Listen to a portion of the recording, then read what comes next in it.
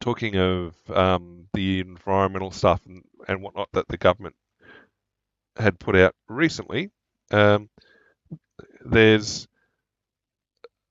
a push again for a greater number of EVs on the road. Now, they're talking of like figures of like up to 85%. We've seen various states and territories attempt to address this or call this before, so that, oh, you've got to have no ICE, so internal combustion engine sales from 2030.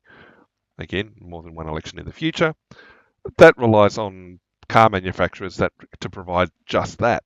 And it also relies on the state or territory where that claim is being made to have the power network appropriate to support all these vehicles, switching from internal fuel based, so X number of watts per kilometre driven. All that power now has to come out of the electricity network, which is straining in most states and territories. Um, I remember one state I lived in that we'd have routine summer brownouts and blackouts because they didn't generate their own power. It came from an interstate interconnect. And so if that state sort of had issues, guess what? The state you were living in was going to have issues with its power. And that's before you bring all this other stuff on board. So, plus, we talk about infrastructure. The housing infrastructure is not set up to support at-home charging, really. A lot of the newer suburbs, well, okay, bigger suburbs, there's a lot of inner city suburbs or higher density living where you don't have the space to have a dedicated charging station because there's no off-street parking. Or if there is off-street parking, it's in a shared parking environment, and you've then got to go through body corporates and all sorts of issues to try and get a charging station put in, which is then going to raise issues about how you manage the already convoluted power distribution and management within a body corporate. And it's not as easy as sunshines and rainbows and butterflies and unicorns. Uh, so, and the other part too is I don't think we're at a point yet where, I mean, it's great to have more choices, definitely. Efficiency, great, definitely. But demanding the outcome, Australia's too much space between settlement population areas to justify only having electric vehicles. Hybrid, okay, yeah, not too bad. They're pulling vehicles all over this place. Yeah, we're going to increase curbside vehicle electric charging, but look at what the US encountered during Biden. They spent, or in California, they spent ridiculous amounts of money for fast charging stations, and well, one was built. You look at the experience online from YouTubers who are advocates for EVs. In fact, you see some of them are no longer advocates. Living in, say, the UK, looking at the availability and reliability of public charging stations, and the serviceability as much as anything else. And that's in a very densely packed, very dense environment. Australia doesn't have that. If the charging station you've been relying on trying to reach, if you're traveling regionally, is non-functional, you're screwed. Full stop.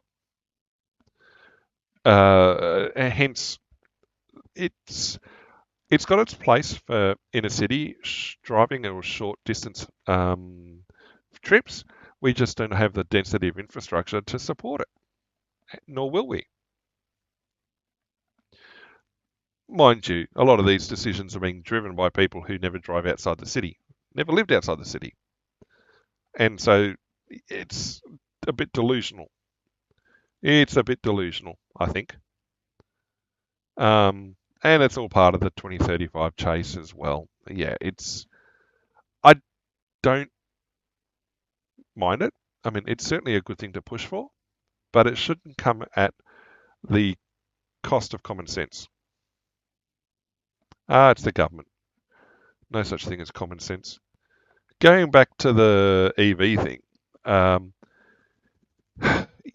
Yeah, the climate minister said, "Oh no, people are slow to switch to EVs." Well, yeah, for a reason, uh, and that people need to have 85% of the cars on the road need to be EVs by 2035 to meet even the lower end of its new emissions target. You're dreaming, you're dreaming, but it's uh, it's yeah. I I don't think they're going to achieve that in the next 10 years. That's not possible. It's similar to I think it was the ACT had a similar sort of attempt, and that quietly went away.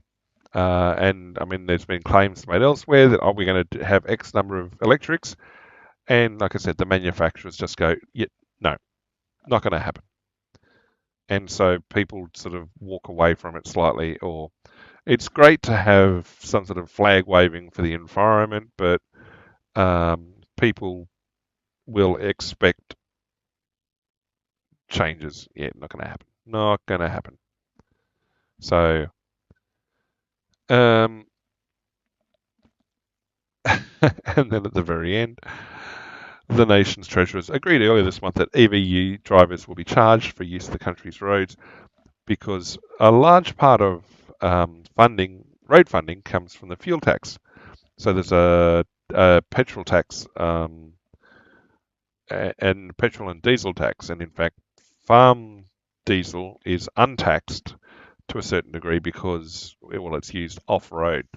And if you ever get caught with farm diesel in your normal tank on the road, you get into lots of trouble. AdBlue and other bits and pieces. But EV drivers are not paying the road use tax, which comes from the petrol tax. So, i.e., more petrol, you're presumably driving further, you're making more use of the roads, therefore you contribute more to the upkeep of the roads. Fair enough. EV drivers aren't paying that. They're paying taxes through the registration. Plus, they're also driving vehicles that are heavier for equivalent sizes because, well, the vehicle weight doesn't lighten over time, and the battery packs, by virtue of their current technology, are relatively heavy. So they have got a greater effect on the road as well because they're a heavier vehicle. And so, in essence, they're avoiding use tax on the road. How do you mitigate that? Well, I mean, toll roads they still pay, but when people talk about subsidising EVs and everything else, this is one of those things where there's this not overt subsidy, but more a